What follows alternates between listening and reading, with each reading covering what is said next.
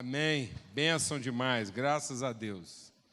Muito bom estar aqui no meio de tantos irmãos e irmãs, uma alegria mesmo, a escola, ver como isso tem evoluído, crescido, sem dúvida alguma, hoje, na nossa avaliação, no Ministério, naquilo que é avaliação lá do Conselho Geral do Ministério, a escola de pastores, para nós, é assim um dos elementos mais essenciais de comunicação daquilo que são nossos valores, nossa fé, aquilo que é realmente o nosso testemunho às igrejas, porque a gente sabe que a partir daqui isso pode se espalhar, alcançar outras lideranças, alcançar as comunidades, a cidade.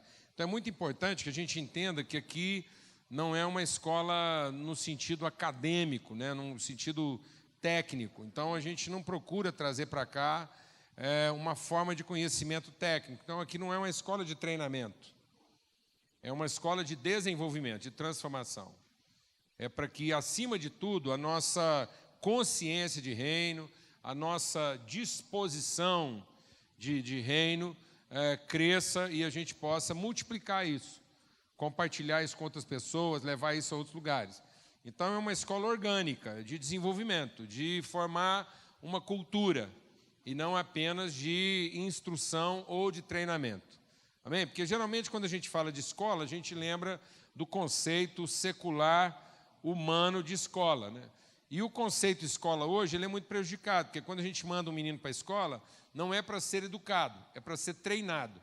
E, geralmente, para ser treinado no sentido de alcançar habilidades, de modo que ele possa se sobrepor ao outro, de modo que ele possa ter vantagem sobre o outro e oferir algum tipo de benefício ou vantagem até financeira.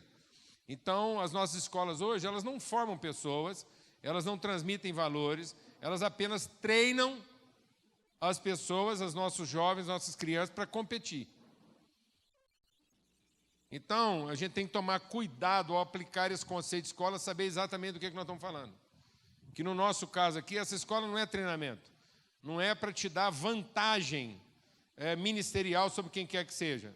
Pelo contrário, é para nos encher de uma consciência de responsabilidade na nossa comunidade, na cidade, em relação às outras igrejas, os outros ministérios, de modo que a gente possa ser fator de influência e de transformação. Amém? Eu queria aproveitar essa introdução, falando ainda sobre escola. A gente começou um trabalho lá em Goiânia, foi pioneiro lá, e a ideia é que ele pudesse ser uma semente replicada em outros lugares. E nós começamos lá no final do ano passado, no final de outubro, uma escola de teologia e transformação social. E é uma escola com validação do MEC. Então, ela tem o status aí de uma MBA. Logicamente que a MBA ela está voltada para o mercado corporativo. É um business. Mas, no nosso caso, ela tem a equivalência porque é uma especialização. Então, se você já tem diploma superior, você vai receber um título de especialização reconhecido pelo MEC na área de teologia e transformação social. Se você não tem formação superior, você também pode fazer escola, você vai participar de todo o currículo, de todo o conteúdo, das provas e tudo mais, e, logicamente, só não vai ter o diploma reconhecido pelo MEC, mas vai ter lá o seu diploma. Então, ok? E aí a gente está em parceria com a igreja aqui no Caraíba. A igreja do Caraíba está iniciando essa escola. E cadê o Segato? A previsão é de começar quando, Segato? Em abril. Fica de pé aí. Então, o Segato acho que é o que está responsável lá pela escola, lá no Caraíba, de Teologia e Transformação Social. Vai começar aqui também em Uberlândia. São 18 meses. E quem tiver interessado pode falar com ele lá. E são aulas presenciais, uma vez por mês. Então, são aulas na sexta, sábado e domingo pela manhã, sábado o dia todo. Então, é um curso assim, com bastante conteúdo, e eu posso te dar um testemunho sobre o que está acontecendo lá em Goiânia. A gente imaginava que, a partir lá, talvez da terceira ou quarta aula, a gente pudesse ter uma certa redução de presença. Mas eu posso te dizer que a presença lá tem nos surpreendido, o nível de interesse, de participação e de contentamento lá dos nossos alunos tem sido fantástico. Certo, Clenete? Você confirma aí essa informação. E, para nossa surpresa, realmente, assim, por mais que a gente pensasse que a escola teria uma repercussão, Nós tivemos lá, acho que quase 40 inscritos, não foi? 46 inscritos na escola. E temos gente lá de todas as áreas, profissionais, juristas, enfim, professores, estudantes universitários, e o pessoal lá assim bem pilhado mesmo. Eu posso te garantir que quem quiser fazer não vai se desapontar. Tá ok? Muito bom, graças a Deus. O nosso tema do ano, que é ver compaixão, que está baseado lá em Mateus 9, fala exatamente sobre esse olhar de Cristo para a humanidade. E é sobre isso que a gente quer trabalhar todo ano, sobre essa percepção, né? Sobre aquilo que deveria ser a marca principal do cristão, a sua sensibilidade. A sensibilidade para as coisas de Deus, para aquilo que Deus quer falar com ele, mas principalmente a sensibilidade para aquilo que Deus quer manifestar através de cada um de nós. Então, é que cada cristão possa receber esse olhar de Deus para a humanidade. E é isso que a gente quer compartilhar. Que Jesus, olhando as multidões, vendo as multidões, teve compaixão delas. E muitas vezes, hoje, o olhar da igreja para as multidões, às vezes tem de tudo, menos aquilo que é o coração de Deus em relação às pessoas. E às vezes o nosso olhar não está perfeitamente ajustado nesse sentido. Então nós queremos ter o olhar de Jesus, queremos ter a percepção de Jesus, queremos ter o coração de Jesus em relação às pessoas. Há um texto lá em Apocalipse, daqui a pouco a gente vai fazer outra referência dele, que diz lá, muita gente se acha, que acha que tem tudo, rico sou, de nada tenho falta e sou abastado. E a palavra de Deus e você não sabe que é pobre, cego e nu. E quando a palavra de Deus está falando dessa questão da pobreza, da cegueira e da nudez, não está falando ao mundo. As palavras de exortação mais enfáticas, mais incisivas, não são ao incrédulo. São ao cristão que começa a ficar confiante ou confiado em si mesmo. Então a palavra de Deus diz que muitas vezes nós estamos sendo assim enganados na avaliação que a gente faz de si mesmo. E ele diz, olha, você tem uma imagem de você que não corresponde à realidade. Você não sabe, e ele está falando a uma igreja, ele não está falando a uma religião qualquer. Ele está falando àqueles que deveriam ser referência no mundo. E ele diz, e vocês não sabem que dentro, aquilo que eu vejo na vida de vocês não corresponde ao que vocês mesmos pensam de si próprios. Você não sabe que é pobre, cego e nu. Aconselho que de mim você compre linho fino para que te vistas, colírio para ungir os seus olhos e ouro refinado pelo fogo, para que você unja os seus olhos, para que você veja. Eu queria ler com vocês o texto que está lá em 1 João, no capítulo 3, a palavra de Deus diz assim, aquele que ama o seu irmão permanece na luz e nele não há tropeço. Aquele, porém, que não ama o seu irmão está em trevas e anda nas trevas e não sabe para onde vai, porque as trevas lhe cegaram os olhos. Aquele que, possuindo recursos deste mundo e vendo o seu irmão padecer necessidade, fechar para ele o seu coração, como pode permanecer nele o amor de Deus? Filhinhos, não amemos apenas de palavra, nem de língua, mas de fato e de verdade. No nosso tema, a gente vai tratar desse olhar de Cristo para o aspecto, para toda a comunidade. Mas nessa noite, aquilo que é o nosso tema específico, a gente quer falar das nossas relações como família de Deus. O que nós consideramos como irmão? Qual tem sido o nosso olhar especificamente para aquela pessoa que está perto de nós ou que está ao alcance da nossa intervenção direta? Quando a gente lê o texto de Mateus, Jesus tem um olhar de toda a comunidade. Mas agora, nesse momento, a gente quer ter o olhar daquelas relações mais próximas. E a palavra de Deus diz que há um risco da gente olhar para alguém muito perto de nós e ter uma condição clara de intervir na vida dessa pessoa. Está em nós a possibilidade de transformar a realidade dessa pessoa e, no entanto, a gente fecha para ela os olhos. A palavra de Deus diz que isso é um tremendo de uma mentira, de um engano. Alguém que diz que ama a Deus e não se transforma num agente de transformação na vida daquele que está próximo dele, está mentindo. Eu me lembrei, quando eu estava meditando sobre isso aqui, eu me lembrei de uma piada, né? Que não é uma piada, a gente não conta piada, só causa, né? Então, diz que tinha dois compadres conversando, dois compadres muito próximos, dois amigos de muitos anos. E aí um compadre, com muito cuidado, assim, para não melindrar a relação, falou para o outro compadre, falou: compadre, a gente é muito amigo, é muito próximo, a gente é praticamente irmão, e eu queria te fazer uma pergunta. Há muito tempo eu quero te perguntar isso, não queria ferir a nossa amizade, com muito jeito o cara foi introduzindo o assunto.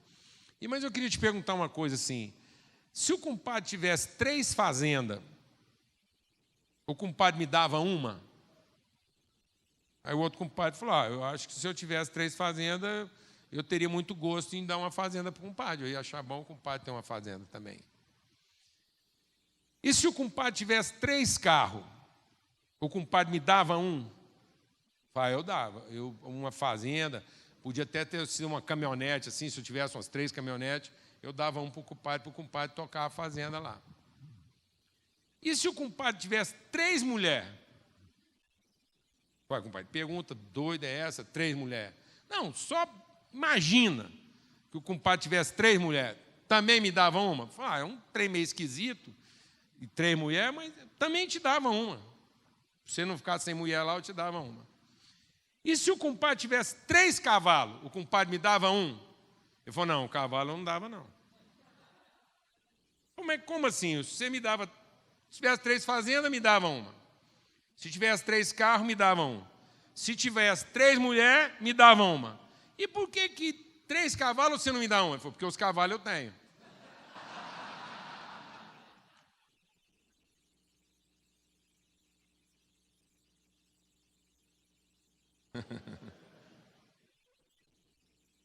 Isso parece engraçado, amados, mas, na verdade, isso muitas vezes retrata a nossa realidade. A gente é eloquente, é pródigo em dizer coisas a respeito daquilo que a gente crê, na perspectiva daquilo que a gente não tem que efetivamente entregar. Então, às vezes, a gente fala de dar a vida por Cristo, morrer na cruz, dar a vida pelo irmão. E isso, às vezes, significa algo muito mais objetivo, mais presente, mais próximo da nossa realidade do que, às vezes, a gente imagina. Então, muitas vezes, a gente está vivendo um engano, né, pensando que nós estamos vivendo uma verdade, e a gente está vivendo um engano, porque nas coisas mais essenciais, naquilo que seria a coisa mais ordinária, mais corriqueira, a gente não está conseguindo materializar isso de forma própria. E isso é por conta de como é que a gente vê essas pessoas, ou como é que a palavra de Deus está operando no nosso coração. Lá em Lucas 4, quando Jesus vai falar do ministério dele, ele diz: o Senhor está sobre mim, pelo que me ungiu para pregar boas novas aos pobres, me enviou para proclamar liberdade aos presos, restauração da vista aos cegos, e para pôr em liberdade os oprimidos, e apregoar o ano da graça do Senhor. Então, Jesus está falando do seu ministério. E quando ele está falando dessas coisas, ele não está falando de coisas distintas, ele está falando de um todo da sua obra. O todo da sua obra é proclamar o quê? Boas novas aos pobres. Então, o todo da obra de Cristo é proclamar boas novas aos pobres e apregoar o ano do domínio do Senhor. Esse ano do domínio do Senhor não quer dizer de um tempo futuro específico, quer dizer de um tempo de revelação, quer dizer de um todo de revelação em que o Senhor domina. É como Paulo diz: bem-aventurados são os pés daquele que sobre os montes anunciam as boas novas e proclamam o quê? O teu Deus reina. Então, esse todo de Cristo. O que significa a boa nova aos pobres? Que é chegado a nós o reino de Deus. E que esse reino de Deus é um reino de quê? É um reino de quê? Paz, justiça e alegria no Espírito Santo. Então, quando a palavra de Deus fala de reino de Deus, ela fala de uma condição e de uma qualidade relacional. Quer dizer que Deus vai trazer justiça para as relações. Quer dizer que o cetro do reino de Deus, como diz lá em Hebreus, é um cetro de quê? É um cetro de equidade, porque ele reina com justiça. Por isso a palavra de Deus diz que nós não deveríamos buscar outra coisa na nossa vida, senão prioritariamente o quê? Busque na sua vida o quê? O reino de Deus e a sua justiça. Não se preocupe em procurar na sua vida aquilo que é o suprimento das suas necessidades, mas procure estar alinhado com aquilo que é a vontade eterna de Deus do seu reino, e a vontade eterna de Deus é que a sua justiça seja revelada nas relações humanas. Então, se eu tiver como prioridade da minha vida que Deus reine e que a justiça dele seja revelada, as minhas necessidades estarão supridas obrigatoriamente. Isso não deveria ser a prioridade da minha vida. Então, Jesus está dizendo, eu vim aqui para quê? Eu vim aqui para proclamar boas novas aos pobres, eu vim aqui para proclamar a bem-aventurança. E qual é a bem-aventurança? Que é a chegada a nós, o reino de Deus. Vim proclamar que o reino de Deus finalmente chegou entre nós. Agora, para que isso aconteça, ele vai fazer o quê? Ele vai proclamar liberdade aos cativos, dar vista aos cegos e pôr em liberdade os oprimidos. Então é interessante que Jesus fala de liberdade 2 vezes. Ele fala da liberdade concernente ao quê? Aos cativos, e fala da liberdade concernente a quem? Aos oprimidos. Então ele está falando de 2 níveis de liberdade. Amém? Os irmãos estão acompanhando isso aí? Então ele está falando de liberdade 2 vezes. Então, quando Paulo escreve aos Romanos, lá no capítulo 8, ele diz o quê? Aqueles a quem Deus chamou, ele também justificou, ele também glorificou. Paulo está dizendo lá aos Romanos que Deus nos deu um predestino, deixa Deus ministrar o seu coração. Deus nos deu um predestino de sermos instrumentos de revelação da sua natureza gloriosa. Pedro diz, nós somos nação santa, povo de propriedade exclusiva de Deus, sacerdócio real, a fim de quê? A fim de manifestarmos as virtudes de Deus aos homens. Então, esse predestino de todo filho de Deus em ser instrumento de manifestação das suas virtudes está condicionado a uma convocação. Deus nos chamou lá no princípio, Deus nos comissionou, Deus nos deu uma identidade que deve cumprir um destino. Então, isso tem que ficar claro na vida de todo cristão, para que a gente entenda o que é salvação, o que é a obra de salvação, o que Cristo veio fazer. Porque senão a gente não entende a obra de Cristo na nossa vida. É muito comum nós estamos pregando salvação, como se salvação fosse apenas o quê? Cristo me tirar, Cristo me safar, me poupar das minhas dificuldades. Então é muito comum as pessoas pensarem de maneira objetiva e elementar que salvação é o seguinte: eu podia passar uma eternidade no inferno, agora eu vou passar uma eternidade no céu. E é isso. E às vezes nós não entendemos o seguinte: o homem está no inferno, e salvação é para que o homem seja tirado dessa condição de inferno, para que ele possa cumprir sua vocação na terra, a fim de que ele possa voltar para o céu. Vou falar devagar. A palavra da salvação é para que o homem seja tirado do inferno em que ele se encontra, para que ele possa finalmente cumprir o seu verdadeiro propósito na terra, e tendo cumprido o seu propósito na terra, ele possa voltar ao céu, que é a sua origem. Amém, mano? Porque se ele não for alcançado por essa obra de salvação, ele continuará no inferno. Então, salvação não é para evitar que o cara vá para o inferno. Salvação é para não permitir que ele continue no inferno. E por que as pessoas estão no inferno? Porque elas estão enganadas a respeito de qual é a sua verdadeira vocação e o seu verdadeiro destino. Então, quando uma pessoa não entende para que ela foi convocada, ela não entende para que ela foi predestinada. Amém? Então, há um predestino de Deus para todos os seus filhos, que está implícito na nossa vocação. Então, nós somos convocados para alcançar um predestino. Amém, mano? Por isso que Cristo é o nosso alfa e o nosso ômega. Ele é o nosso princípio e o nosso fim. Então, salvação não é para garantir um fim. Salvação é para que o fim seja totalmente correspondente ao quê? Ao princípio. Glória a Deus, amém. Amém? Está claro isso? Então, Jesus vem para quê? Para dar liberdade aos cativos. Quem são os cativos? Aqueles que estavam prisioneiros de uma mentalidade, de uma informação, de um ensinamento que os impedia de cumprir o seu destino. Então, ele vai fazer uma obra. Que obra é essa? É o seu sacrifício na cruz. Então, quando Cristo derrama sangue inocente, ele paga a conta da libertação de todos aqueles que estavam o quê? Escravos. E por que todo homem estava escravo? Porque esse homem se rebelou contra o conhecimento da vontade de Deus. Então esse homem deixou de conhecer, como diz lá em Romanos 1, esse homem deixou de conhecer a vontade de Deus e se entregou a paixões o quê?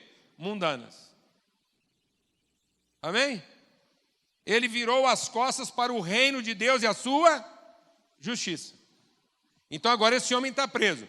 Para que esse homem seja liberto da sua prisão, alguém tem que ir lá e pagar o preço, o sacrifício. Rasgar a cédula de condenação que havia sobre a humanidade. Quem vai fazer isso?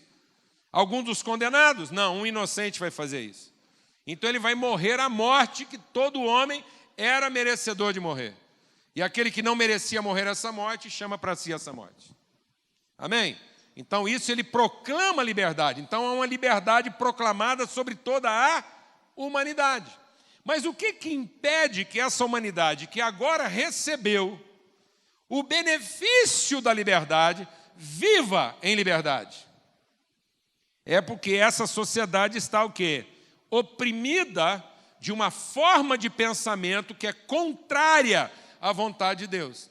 Então isso quer dizer o seguinte: apesar de todos terem recebido o benefício que anula a culpa do seu pecado, nem todos vão desfrutar desse benefício. Porque só vai conseguir desfrutar desse benefício e experimentar a perfeita, boa, eterna vontade de Deus estabelecida lá no princípio, aqueles que forem o quê? Transformados pela renovação do seu entendimento. Amém, amado? Por isso que a nossa luta não é uma luta externa, é uma luta na mente. Por isso a palavra de Deus diz que a nossa luta não é travada com armas humanas, mas com armas poderosas em Deus, porque através da palavra de Deus, através dessa palavra, uma vez cumprida a nossa própria obediência, que obediência? Uma vez que eu estou integralmente compromissado com aquilo que é a vocação eterna de Deus e estou engajado em cumprir o meu predestino, minha vida está harmonizada com o destino que Deus estabeleceu para mim. Então eu estou harmonizado, eu estou cumprindo o desígnio de Deus para mim. Uma vez que isso acontece, eu estou apto a levar todo entendimento cativo da obediência de Deus. Porque a nossa luta é na mente, onde estão o quê? As barreiras, os obstáculos, a cegueira.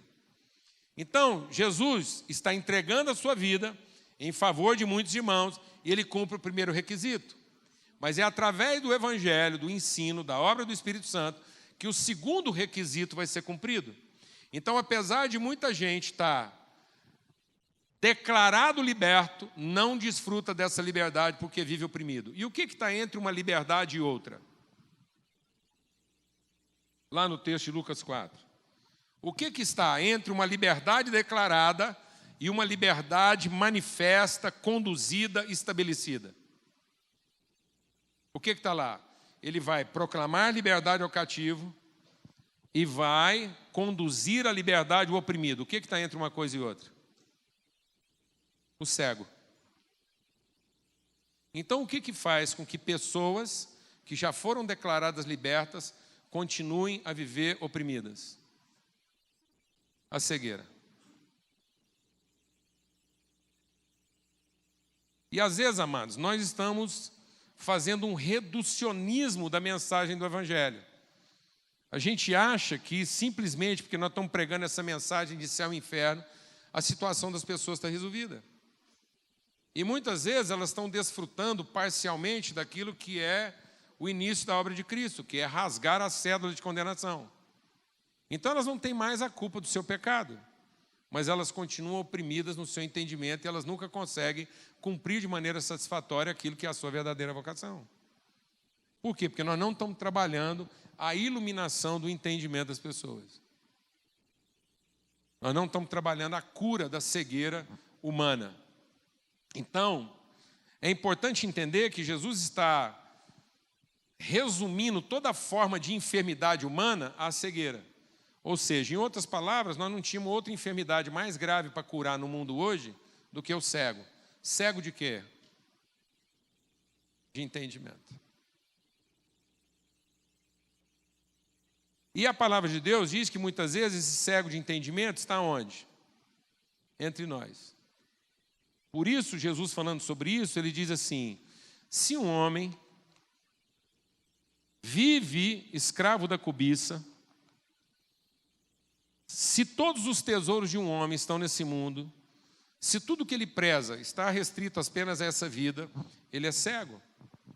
Porque Jesus diz assim: os olhos do homem são as janelas da sua alma. E se esses olhos estão voltados apenas para os seus próprios interesses, quão profundas são as trevas desse homem? Como é que pode, então, um cego guiar outro cego?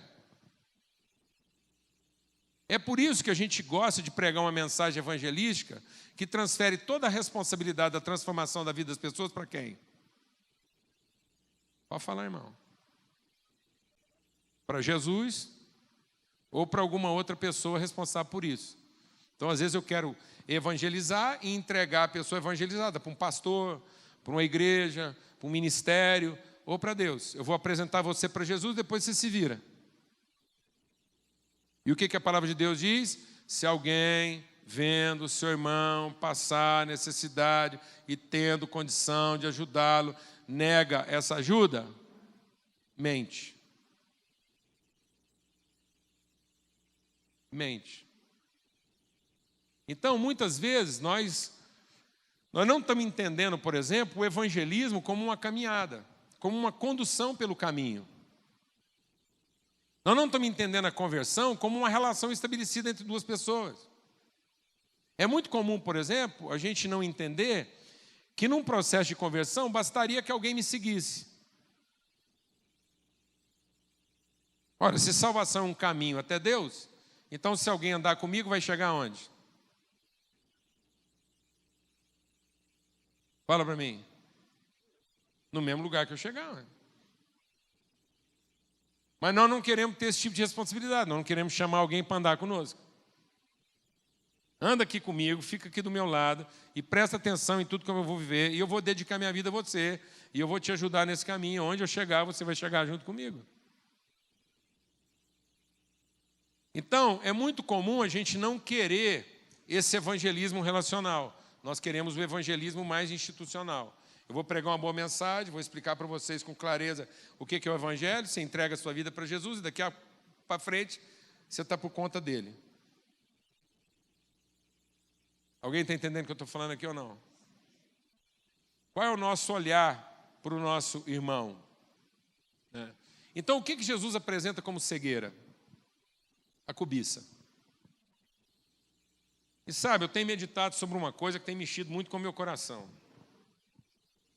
É que cada vez mais eu estou convencido que Ódio não tem nada a ver com amor. Porque às vezes a gente pensa assim, que o contrário de amor é o quê?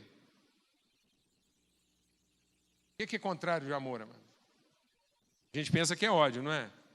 Então eu vou te falar uma coisa, o contrário de amor não é ódio. O contrário de amor é gostar muito.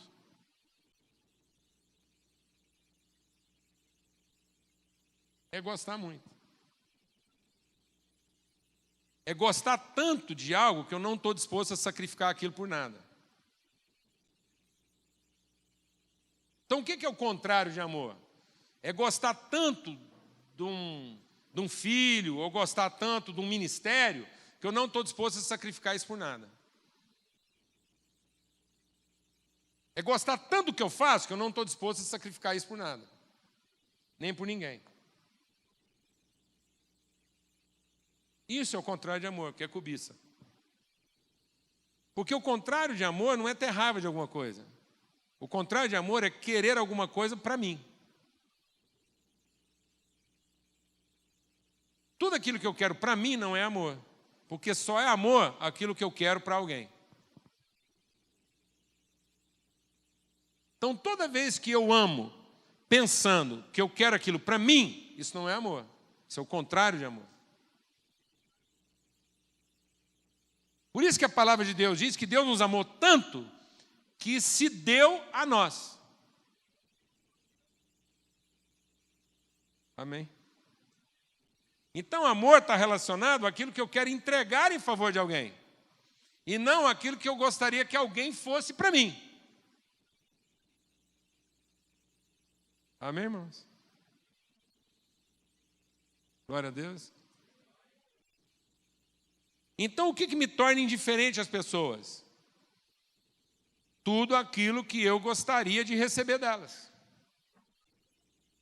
Então, muitas vezes, nossas relações domésticas no ministério estão prejudicadas porque eu me relaciono bem com alguém na perspectiva do que eu posso receber dela e não na perspectiva do que eu tenho para oferecer a ela. Sim ou não? Amém?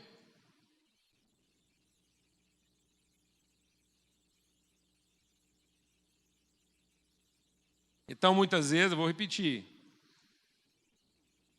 aquilo que me impede de amar alguém é exatamente aquilo que eu gostaria muito de receber da pessoa e não recebo. É a forma como a expectativa que eu tenho do que eu gostaria que ela fosse para mim não está sendo atendida. Então, eu estou com raiva dela porque eu gosto muito do que ela poderia me oferecer. Então, a raiva é um sentimento de frustração que vem depois de uma coisa que a gente gosta muito. Então, a gente gosta muito de uma ideia, a gente gosta muito de uma possibilidade, a gente gosta muito de um ideal de vida, e toda vez que eu esbarro em alguma coisa que não corresponde àquilo que eu idealizei, ou não contempla a perspectiva de me oferecer algo na relação, se o custo-benefício da relação não compensa, eu passo a sentir, eu passo a ter sentimentos de rejeição. E essa era exatamente a situação em que agora eu poderia o quê? Entender se eu amo ou não. Então a palavra de Deus diz que o que me deixa cego não é a raiva. A pessoa fala assim, eu fiquei cego de raiva. Não, você ficou cego de cobiça. Porque o que deixa a gente cego é a cobiça. Então você ficou com raiva porque aquilo que você cobiçava não foi entregue na hora que você desejava. Está claro isso ou não, amados?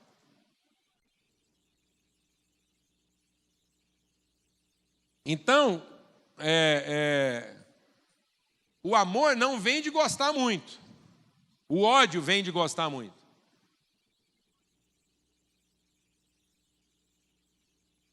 Eu gostava tanto daquela ideia e agora eu tenho raiva de mim de um dia ter gostado. Quanto mais da pessoa que me desapontou.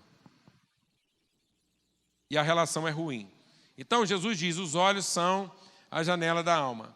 não amem o mundo, nem o que nele há. Se alguém ama o mundo, o amor do Pai não está nele. Pois tudo que há no mundo, e aí o que ele chama de tudo que há no mundo? A cobiça da carne, tudo aquilo que a carne gosta muito. A cobiça dos olhos, tudo aquilo que os olhos gostam muito.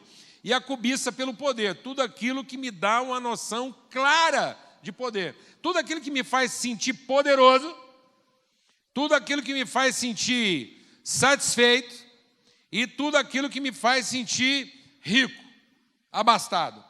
Então, tudo aquilo que me dá uma sensação de segurança pelo que eu tenho, tudo aquilo que me dá uma noção de satisfação pelo que eu recebi e tudo aquilo que me dá uma sensação de controle sobre a situação. Tudo isso é a forma como o mundo pensa e é a forma como o mundo diz que ama. Então, quando o mundo está falando de amor, está falando o quê? Da satisfação da carne, da satisfação dos olhos e da satisfação de poder.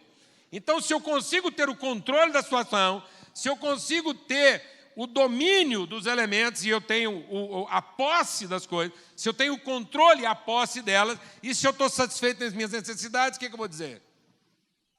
Fala para mim o que eu vou dizer. Que eu amo. Eu amo tudo aquilo que me faz sentir no controle, eu amo tudo aquilo que me faz sentir dono, e eu amo...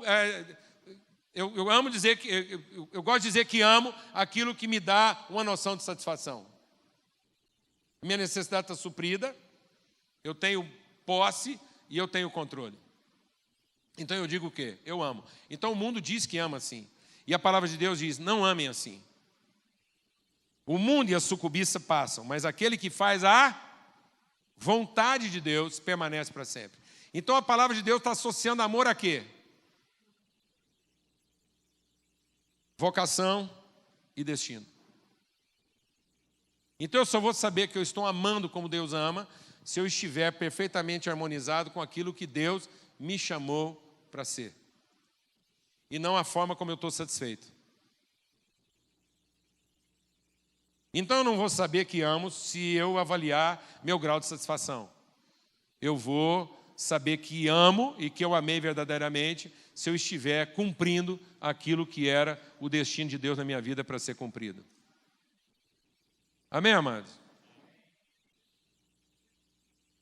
Vamos andar rápido aqui, né? No Salmo 115, há uma declaração importante. Eu queria que depois você voltasse lá no Salmo 115 e meditasse. A gente não vai ter tempo aqui de ler todo o Salmo, mas é um Salmo bem conhecido. E ele fala do idólatra. E é interessante que ele fala do idólatra, dizendo que o idólatra faz para si deuses. E que o idólatra, deixa Deus ministrar o seu coração, o idólatra vai se tornando parecido com os deuses que ele faz. Então a idolatria produz um Deus que no fim é parecido conosco, que a gente... esse Deus que nós idolatramos, ele repete os nossos defeitos. Então a idolatria produz um Deus no fim.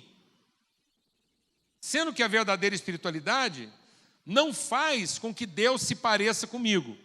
A verdadeira espiritualidade faz com que eu me pareça com Deus. Então, a verdadeira espiritualidade é um profundo senso de origem. Eu vou me tornando cada dia mais uma expressão perfeita do que Deus me fez para ser. E na religião, Deus vai ficando cada vez mais parecido conosco e repetindo os nossos defeitos. E aí ele chama atenção para nós que os defeitos da idolatria são defeitos de funcionalidade. Então ele diz, na idolatria, as pessoas enxergam, mas não veem. Elas escutam, mas não ouvem. Elas falam, mas não dizem. Elas se deslocam, mas elas não andam. Então há um movimento, mas que não cumpre um propósito. Há uma capacidade de escutar, mas não há nenhuma possibilidade de discernir aquilo que escutou. Há uma capacidade de enxergar, mas não há nenhuma sensibilidade a respeito daquilo que foi visto. Há uma capacidade de falar muitas coisas, mas naquilo que é falado, nada é comunicado. Então, na idolatria, nós temos um Deus que fala muito, escuta muito, enxerga muito, mas que não vê nada, não ouve nada e não diz nada. Então é importante entender, amados, que a verdadeira espiritualidade, quando o diabo vem nos tentar, ele vem nos tentar com aquilo que Deus falou. E aí Jesus tem que corrigir e diz, apesar de ter sido isso que ele falou, não foi o que ele disse. Então pode ter sido o que Deus falou, mas não foi isso que ele disse. Então nem tudo aquilo que Deus falou foi aquilo que ele disse. E aliás, a forma mais fácil de você matar uma pessoa é falar para ela o que Deus falou. E isso não ser a revelação do que ele disse. Então é muito fácil você repetir o que Deus falou e não estar comunicando o que ele disse. Deus escuta todas as orações, mas não são todas as orações que ele ouve. Apesar de escutar todas. Deus enxerga todo mundo, mas não é todo mundo que ele vê.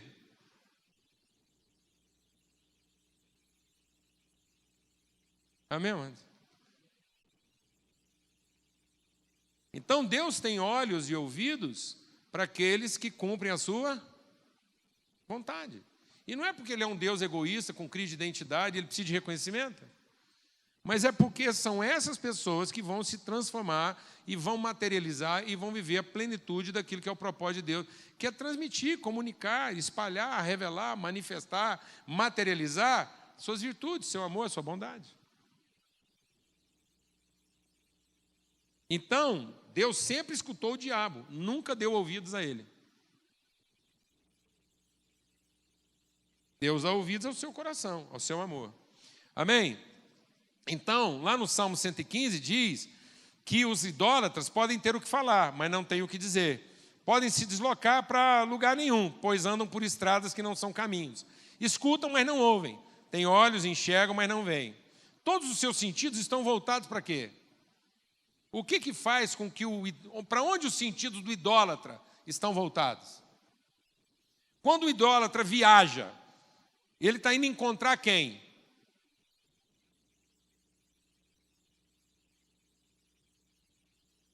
Quando o cara vai lá não sei aonde, à procura de encontrar a bênção para ele está indo encontrar quem? Ele mesmo. Ele não está indo à procura de oferecer alguma coisa, ele está indo à procura do que ele? Pode falar, irmão.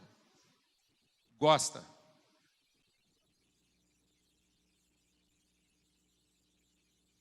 E muitas vezes nós estamos ensinando as pessoas até hoje a ir atrás do quê? Do que elas gostam. E não de encontrar a vontade de Deus para a vida delas.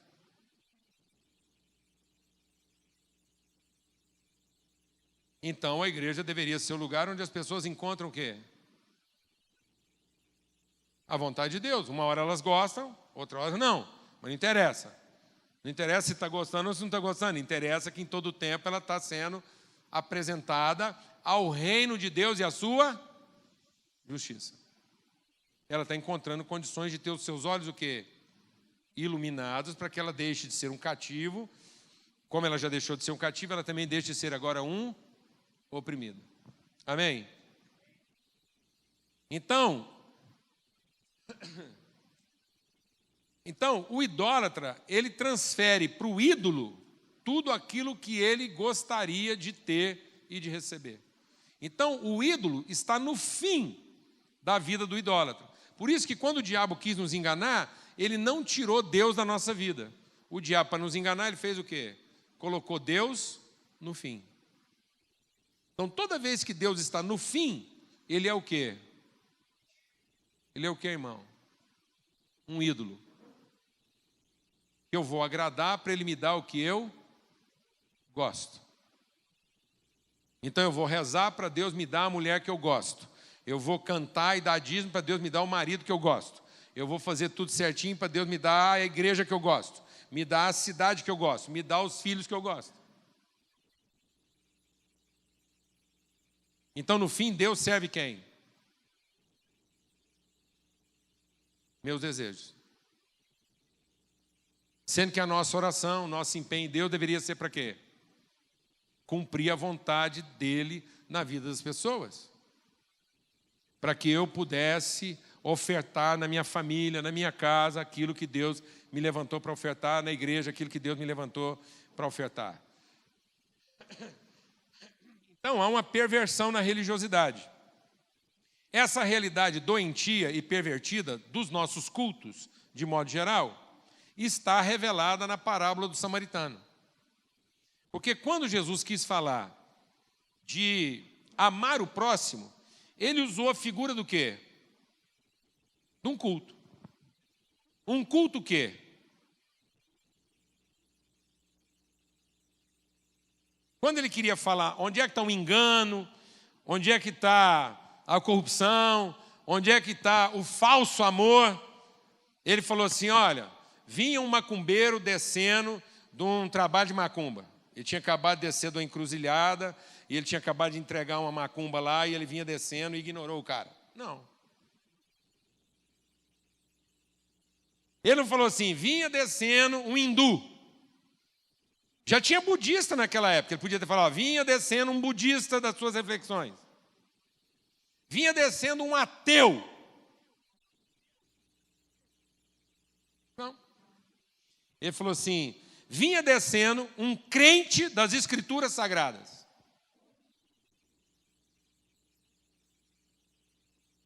Vinham descendo 2 bibliólatras. Os caras não eram hindu, muçulmano, não era macumbeiro, nem ateu. Eram religiosos de primeira linha. Eram religiosos de primeira grandeza. Porque eram religiosos da onde? Da Bíblia. Do Velho Testamento. Eram os caras que tinham ouvido que o propósito do homem, o que é a vontade de Deus para o homem? Amar a Deus sobre todas as coisas e o próximo como? A si mesmo. E Jesus disse, você quer saber o que é amar o próximo? Então vou te contar uma história. Disse um pregador depois do culto. Disse um líder de louvor depois do culto.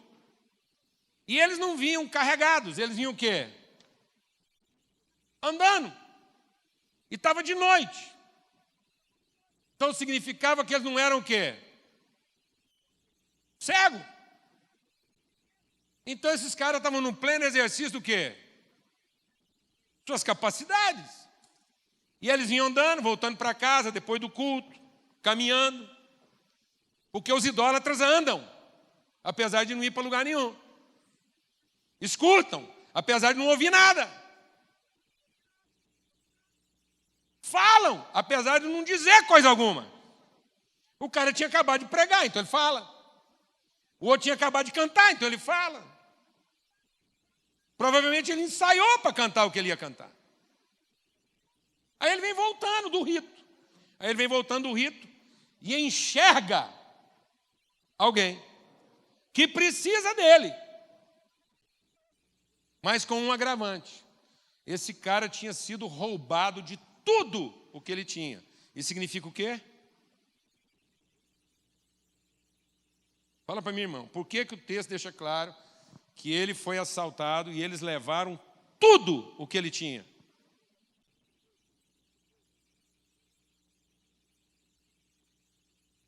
Porque quando aqueles caras enxergaram aquele homem, não havia nada nele que eles gostassem.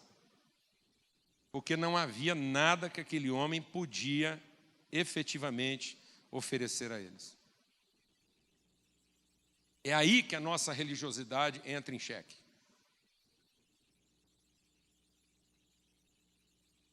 Quando a gente encontra alguém que não representa para nós nenhum efetivo benefício, nem o benefício de aceitar o nosso apelo e congregar na nossa igreja. alguém que representa um esforço que pode ser pura, fala para mim, perda de tempo.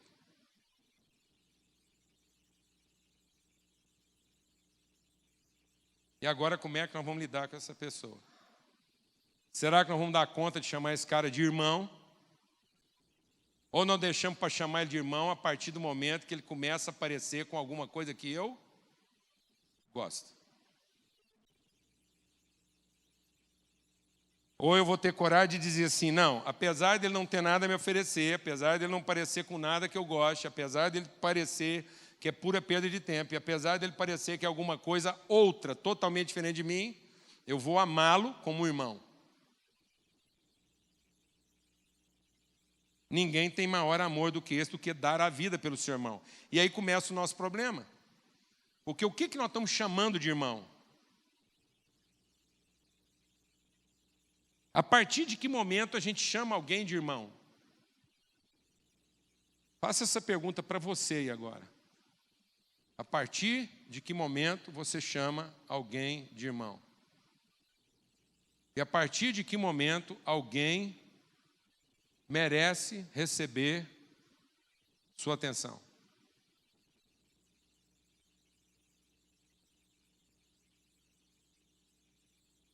E com que critérios a gente está julgando isso? Então o texto é forte, porque Jesus diz o quê? Não havia nada. E no entanto, aquele religioso, o fariseu, que não é um ateu,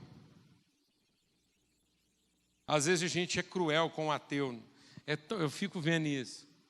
Ah, pastor, meu marido é ateu. Mas daí, ué? Você está querendo dizer o que com isso? E se a gente descobrisse que você é uma religiosa?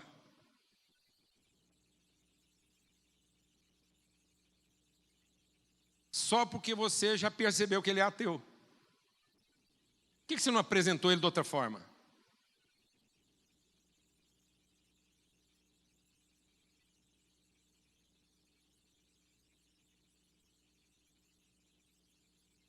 Alguém chega para mim e fala assim, ah, pastor, meu marido é um problema, ele ainda é espírita. E eu fico pensando assim, vai continuar sendo por muito tempo. Vai continuar sendo por muito tempo. Porque se é isso que o define, para mim, então ele vai continuar sendo por muito tempo. Porque eu estou buscando definições o quê? Fala para mim, irmão. Religiosas.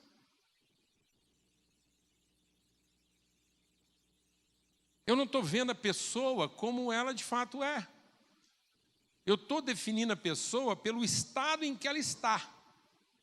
E não por ser quem ela é. Então, aquele fariseu e aquele levita, eles viram, eles enxergaram. Mas eles preferiram o quê? Ignorar. Passar de largo. Mas agora vem um samaritano, não religioso, que não é caracterizado pela sua religiosidade, mas é caracterizado pela sua nacionalidade. É um samaritano. Não é um macumbeiro, como a gente gosta. Ah, veio lá. Não, ninguém está falando de religião. Porque às vezes a gente já carregou veio passando alguém que Jesus estava comparando. Não, Jesus não está comparando com ninguém. Ele está identificando alguém pela sua nacionalidade. Ele é um samaritano. E como samaritano, ele já tinha razões de sobra, não religiosas, para não precisar ajudar aquele homem. Mas ele vence suas dificuldades naturais, muito acima das suas dificuldades espirituais. Ele nem entra na demanda espiritual. E ele vê aquele homem, que os outros tinham apenas o quê? Enxergado. Sabe, amados, eu quero falar para nós agora como igreja. Nós não estamos tendo dificuldade de enxergar as pessoas. Mas nós estamos tendo muita dificuldade de ver as pessoas. Nós não temos dificuldade de levantar diagnóstico sobre as pessoas e o estado em que elas se encontram. Mas nós não estamos tendo a sensibilidade para ver as pessoas na sua verdadeira condição. E a forma como às vezes a gente podia efetivamente abençoar a vida delas. É impressionante como algumas pessoas, a partir de uma determinada definição, elas se tornam totalmente invisíveis para nós. Invisíveis. Basta alguém dizer para você que o cara é de uma outra religião, que o nosso tratamento muda. Ou não? Ou não, irmãos? Fala a verdade. Você está conversando com o cara lá, aí alguém vem a subir, esse cara aí é muçulmano. Pronto, a gente já muda a conversa. Já muda o tom.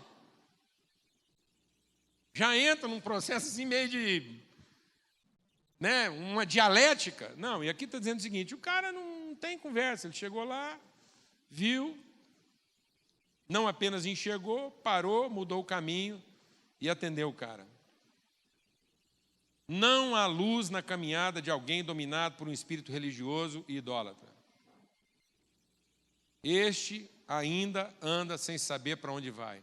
Enquanto nós tivermos esse resquício de idolatria religiosa na nossa vida, ou de religião idólatra na nossa vida, a gente ainda está confuso a respeito de qual é a verdadeira direção da nossa vida, qual é o verdadeiro sentido da nossa vida. Há um risco muito grande, nós como igreja, estarmos aqui achando que o nosso papel é redirecionar pessoas do inferno para o céu. E não é. O nosso papel aqui nesse mundo é revelar às pessoas o reino de Deus e a sua justiça. O nosso papel aqui nesse mundo não é fazer juízo sobre o futuro das pessoas, mas é trazer justiça ao presente delas. Nós estamos pregando o Evangelho querendo garantir juízo sobre o futuro das pessoas. E sabe que dia que isso vai funcionar? Nunca. Porque o nosso chamado não é para fazer juízo sobre o futuro das pessoas, mas é para trazer justiça ao presente delas. Nós não fomos chamados para definir que tipo de gente vai para o céu, para o inferno. Nós fomos chamados para amar as pessoas como nossos irmãos e dar a vida por elas. E se estiver no nosso alcance fazer algo por alguém, nós temos que ir lá e fazer. Independentemente se essa pessoa vai frequentar nosso credo, vai rezar na nossa cartilha ou o que for. Porque não foi assim que Jesus agiu. Ver o irmão. E ver o irmão que está próximo de mim e ter o coração para repartir com ele e abençoar ele naquilo que eu posso. Então a palavra de Deus diz que por se multiplicar a iniquidade, o amor se esfriará de muitos corações. Essa foi a situação de Jó. Jó, no final da sua vida, depois de todo o sofrimento que ele passou, e eu quero terminar isso aqui, eu não quero terminar sem ler algo aqui. Jó passou por todo aquele sofrimento para que ele pudesse cair da sua vaidade. Amados, o sofrimento de Deus na nossa vida, tudo aquilo que Deus permite de tribulação na nossa vida, é para que a gente seja desempolerado da nossa vaidade. Paulo vai repetir uma frase que Jó disse. Jó, quando finalmente está diante de Deus e vê Deus como Ele é, ele diz, antigamente eu te conhecia de escutar, mas agora eu te vejo. Então houve uma cura no sentido de Jó. Agora ele não enxerga, agora ele não escuta, agora ele ouve, ele vê. É tão forte isso, amado. Vai meditando nisso para sua casa, pelas misericórdias de Deus. A forma como nós fomos invertendo o sentido da nossa existência. É tão forte isso, porque tudo na nossa vida é uma questão de ótica, de percepção. A palavra de Deus diz que o primeiro resultado da queda do homem, quando o homem pecou, quando o homem virou as costas para a vontade de Deus, como foi que o homem virou as costas da vontade de Deus? É porque Deus tinha colocado no coração do homem a possibilidade, a oportunidade de ser um doador. E o diabo veio e sugeriu ao homem que ele fosse um tomador. Deus tinha dito ao homem que ele deveria pensar a vida pelo que ele pode oferecer. E o diabo veio e sugeriu ao homem que ele podia pensar a vida pelo que ele pode receber. A palavra de Deus diz que no momento em que o homem se tornou um tomador, os olhos dele se abriram. Então sabe quando é que o homem ficou cego? Eu vou dizer quando é que o homem ficou cego. O homem ficou cego quando os olhos dele se abriram para tudo aquilo que ele pode receber.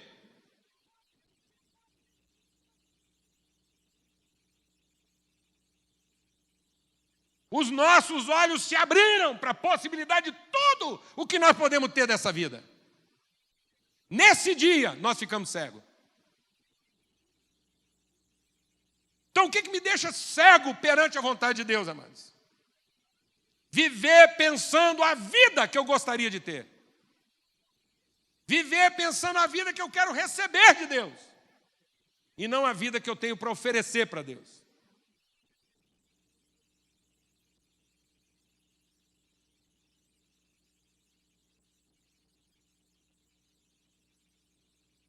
Então, quando Deus permite sofrimento na nossa vida, é igual foi Jó. Jó falou assim, agora eu te vejo. Sabe por que eu te vejo? Porque eu pensei de mim além do que convinha. Sabe por que a gente não tem olhos para os irmãos? Sabe por que a gente não consegue pensar o irmão fora de uma relação de custo-benefício? Sabe por que eu não consigo olhar para o irmão sem pensar no que ele tem para me oferecer? Porque eu penso de mim além do que convém. Eu penso que eu mereço algo melhor. Então não é o problema dele, é a minha soberba.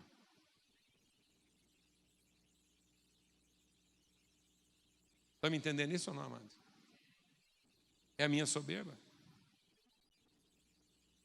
E aí Paulo diz, ninguém pense de si além do que convém. Em que contexto Paulo está dizendo que nós não devemos pensar de nós mesmos além do que convém? Rogo-vos, pois, irmãos, pelas misericórdias de Deus, que apresenteis os vossos corpos por sacrifício vivo, santo e agradável a Deus. Apresentei por sacrifício vivo, santo e agradável o quê? Aquilo de que você gosta muito. Apresenta isso para Deus. Sacrifica isso. Seja transformado no seu entendimento. Que entendimento? De que você não é um tomador, você é um doador. E então você vai experimentar qual é a perfeita, boa e agradável vontade de Deus. E, portanto, ninguém pense de si além do que convém. Porque cada vez que eu penso de mim além do que convém, eu vou me tornar um idólatra. E Deus vai ser meu ídolo. Porque eu vou estar lá apresentando diante de Deus quais são os desejos do meu coração. E a forma como eu gostaria de ser satisfeito, e em coisas totalmente ilícitas. Totalmente ilícitas. Então eu não vou me tornar um bandido. Eu não vou me tornar um marginal. Eu não vou me tornar um incrédulo. Eu não vou me tornar um profano. Sabe o que eu vou me tornar? Um excelente religioso.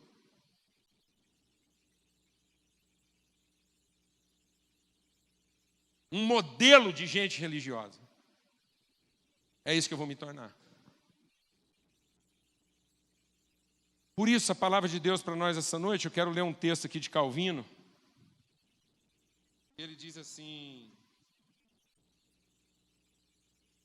muitos trazem consigo certa medida de gentileza. Presta atenção nisso.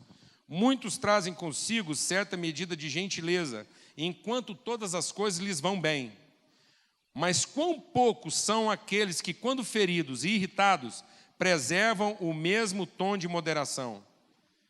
Para isso não há outro remédio, a não ser arrancar as raízes dessas ervas daninhas, que são o amor próprio e o amor pela vitória.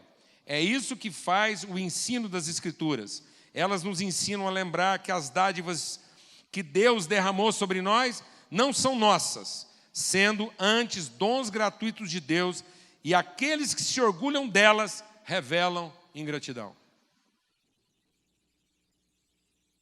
Então, tudo que Deus colocou na nossa vida é para quê, amado? Para ser repartido. Qual o resultado disso? Arrependei-vos.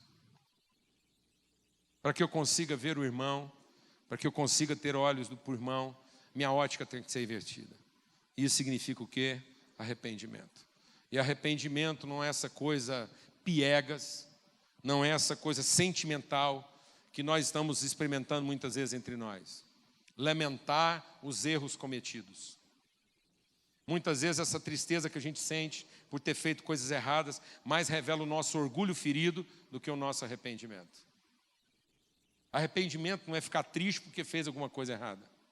Arrependimento é ter consciência que eu vivi pelos motivos errados.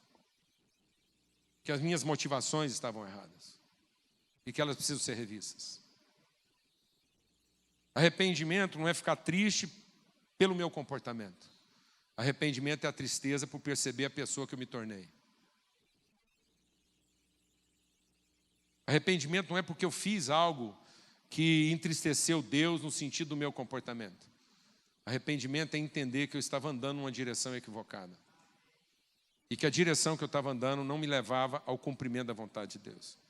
Que eu estava andando em busca da minha própria satisfação. E não foi para isso que eu vim aqui. Então, quando Deus permite dificuldades na nossa vida, é para quebrar o nosso orgulho próprio. O Calvino diz uma coisa muito forte, ele diz assim: se não for uma dificuldade financeira que vai quebrar você, vai ser uma enfermidade. E se uma dificuldade financeira ou uma enfermidade não conseguir quebrar você, sem dúvida alguma, alguém na sua casa vai quebrar você. Ou com uma traição, ou infidelidade, alguma coisa, vai fazer com que você seja arrancado do seu orgulho e volte à razão. Para que a gente possa encontrar a nossa verdadeira medida e a gente pare de ter olhos para nós mesmos e ter todo esse esforço usando pessoas para alcançar o que a gente gosta e começar a ter uma vida de sacrifício e oferta em favor delas. Aquele que vendo o seu irmão passar necessidade e tendo condições de resolver isso, vira o rosto, nega essa ajuda, está mentindo. Não pode estar nele o amor de Deus. E o que significa isso? Muitas vezes significa um irmão que está lá irritando você. Porque às vezes a gente pensa isso só para o lado do pobre, do necessitado. Não, às vezes é o irmão que está irritando você. É o irmão que faz tudo errado quando você acha que ele podia fazer tudo certo. O que você tem para oferecer para ele? Antes de você se desligar dele, antes de você virar as costas para ele. Será que não é exatamente porque ele te incomoda que você é a pessoa levantada por Deus para ir lá e oferecer para ele o que ele não tem? Antes de você pensar que ele pode ser um prejuízo para você, será que você não é o benefício negado a ele? Que às vezes a gente pensa que alguém é um prejuízo para nós e às vezes nós somos o benefício negado a ele.